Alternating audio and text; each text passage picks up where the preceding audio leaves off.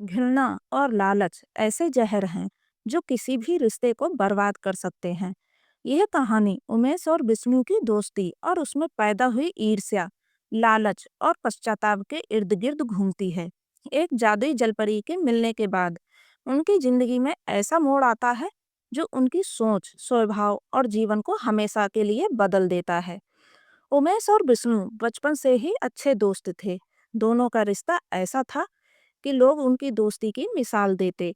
दोनों के पिता रेलवे में नौकरी करते थे और एक ही कॉलोनी में रहते थे। विष्णु स्वभाव से बहुत मेहनती और पढ़ाई में होशियार था।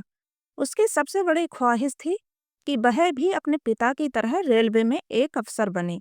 वहीं उमेश को पढ़ाई में बिल्कुल रुचि नहीं थी। वह दिन भर इधर उधर घूमता और छोटी छोटी चीजों में खुश रहता। उमेश को शुरुआत से ही यह बात चुभती थी कि विष्णु पढ़ाई में उससे हमेशा आगे रहता है।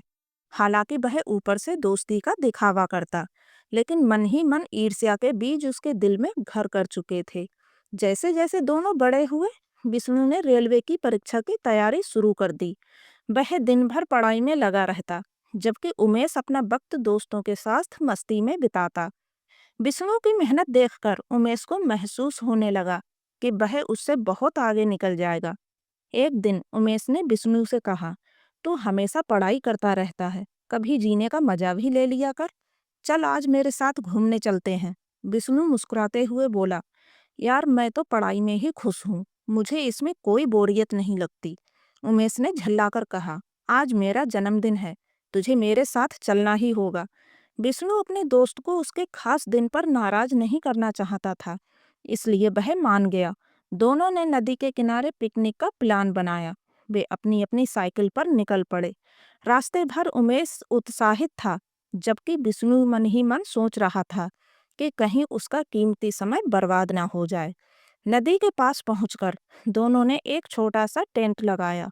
उमेश ने केक काटा और दोनों ने एक दूसरे को खिलाया।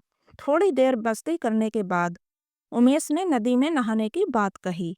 दोनों नदी में नहा रहे थे कि अचानक उमेश के पैर में कुछ अजीब सा स्पर्श हुआ।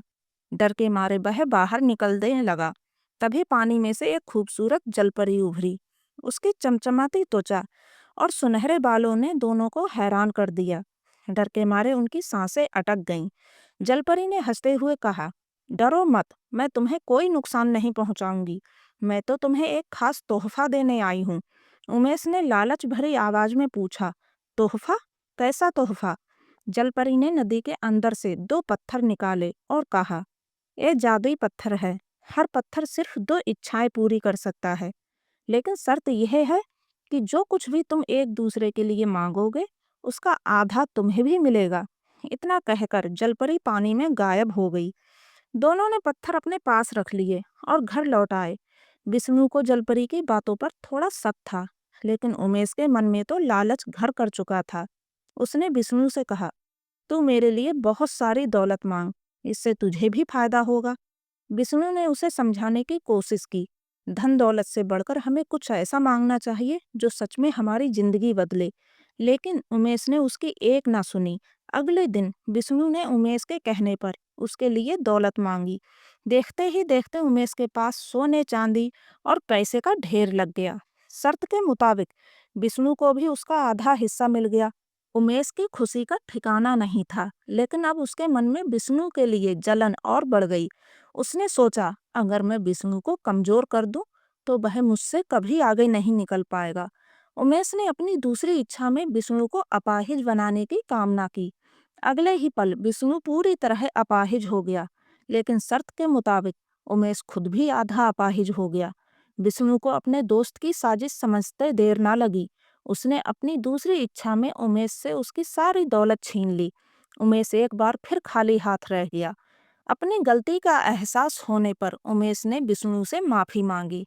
वह गिड़गिड़ाकर कहने लगा, मुझे माफ कर दे, मैं तुझे तेरी दौलत लौटा दूंगा, बस मेरी अपाहिज अवस्था ठीक कर दे। विष्णु ने अपनी उदारता दिखाते हुए पत्थर की आखिरी शक्ति से उमेश को ठीक कर दिया, लेकिन इसके बाद उसने फैसला किया कि वह उमेश की जिंदगी से हमेशा के लिए दूर हो जाएगा। विष्णु के जाने के बाद उमेश ने अपनी गलती की गहराई से एहसास किया। उसने समझा कि घृणा और लालच ने उसकी जिंदगी को बर्बाद कर दिया। इस कहानी से यह सीख मिलती है कि घृणा और लालच के कारण व्यक्ति न केवल दूसरों का नुकसान करता है, बल्कि खुद की जिंदगी भी बर्बाद कर लेता है।